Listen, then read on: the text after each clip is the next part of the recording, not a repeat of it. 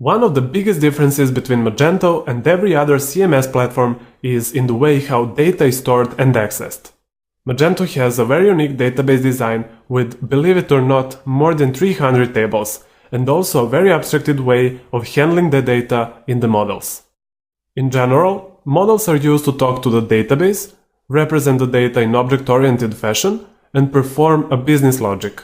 But if we want to further abstract things, we should mention that Magento uses three-layer approach for models. We have entity models, resource models, and collections. Entity model performs some kind of business logic, but it also gives us the access to our create, read, update, and delete operations. And that is actually done through the resource model. So entity models don't contain any database-related stuff like connecting to the database or querying the database. Instead, each model uses its resource model class that communicates with the database via adapter and perform all of your CRUD tasks. By separating the logical model or entity and the code that talks to the database or resource models and adapters, it's possible to write new adapter classes for different databases while keeping your models untouched, which is the biggest advantage of this abstraction.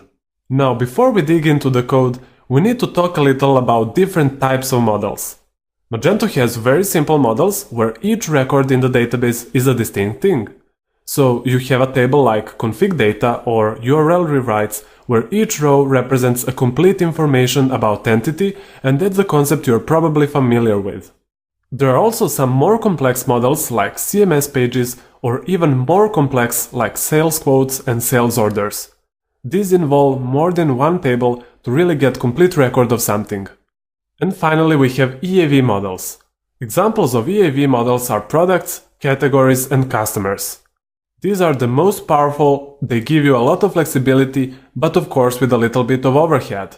Just look at the database, products and categories data is stored in almost 50 tables.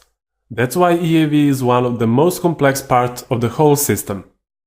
The great thing though is that you don't need to explicitly know how the database internally works, because you'll heavily rely on Magento ORM, which will allow you to work with the data using objects. That's what we are going to learn, and once you feel confident with that, then you can start EAV researching on your own. But of course, I'll give you the basics as a quick start.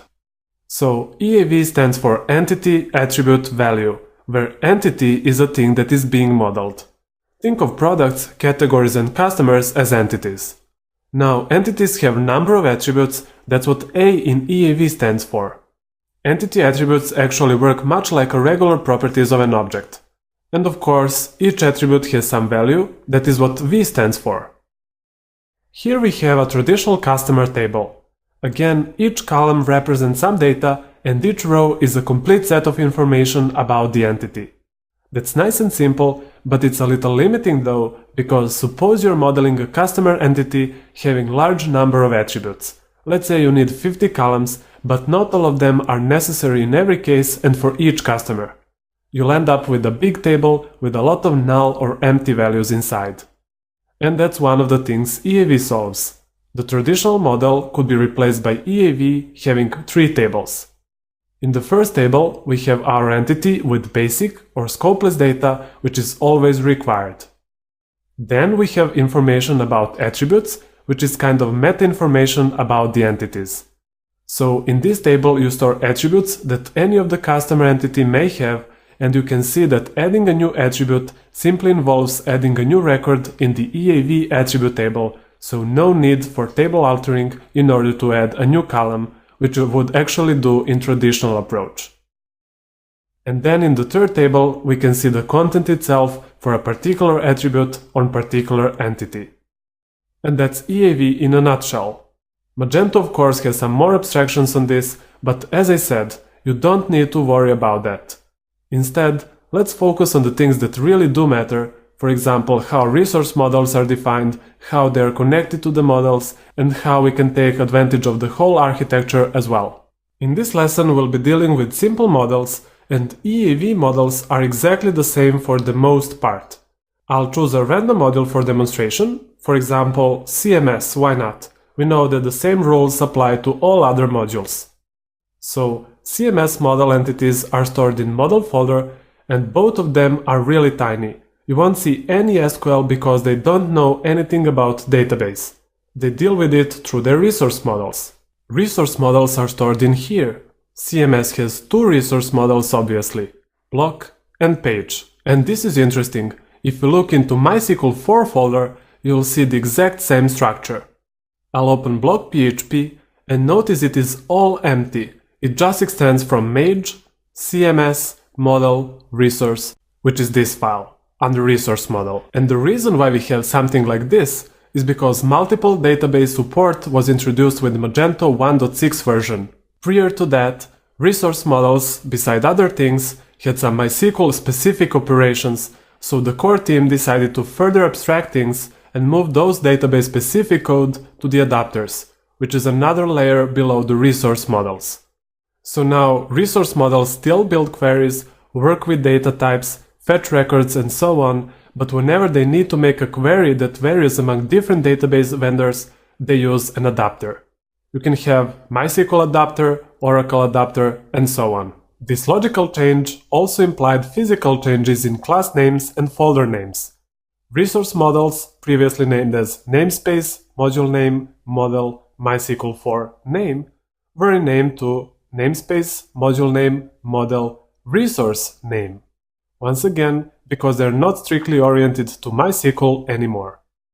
So, although MySQL4 naming convention is deprecated now, they wanted the system to be backward compatible, and the simple solution was to leave all those MySQL4 folders for now, but as you see, classes are empty and they extend from the corresponding class in resource folder. Okay, we saw where our resource model classes live, but that doesn't mean anything to the system, so we need to let it explicitly know about our resources, and of course we do it in config XML. It's pretty straightforward, because resource models are configured in the same section as entity models. We just need to add the resource model node below, and this string here becomes another node, and that in turn contains a class prefix, so whenever you try to call mage, get resource model and pass cms/page as an argument, the system will go to models, CMS node, then read the value from here, then go to that node and find the class prefix. And whatever the class prefix is, it will use it and append on the end everything after the slash in get resource model call, which is page. That's how Magento gets the full resource class name. So basically we have two similar calls with the same argument, mage get model and mage get resource model. But this one will instantiate mage CMS model page or entity class, while the second will return mage CMS model resource page or resource class. And now when we have both entity and resource models configured, the system is aware of them, but at this point they are not connected with each other, and that's something that we need to do manually. I'll open page.php in order to find out what core developers did. Look at this protected method construct, and it is not PHP construct method. This is Magento construct, notice 1 underscore at the beginning. So it initializes resource model by calling another protected function init, and what you pass here gets passed to set resource model in mage core model abstract. And that's one of the reasons why models need to extend from that class. Okay, so by calling this, our entity and its resource model gets connected. And in the resource model class, there's also construct method and the init call with the exact same first argument. The second one is the primary key of the database table this model needs to talk to. And by the way, the system knows what table to look at from the configuration. This is why we have entities and table names inside. So page entity uses these two tables, while block uses these two. And these nodes are used to reference the table in the query. So if we'd like to get some data from CMS page store table, we can reference it by this table alias and pass table alias as an argument. On the other hand, CMS page is the main table for page entity, and we have very semantic getMainTable method available. I'll show you on the example of getCMSPage titled by ID method. You can see this getMainTable in form part of this query. Okay, We covered entities and resource models, but what about collections?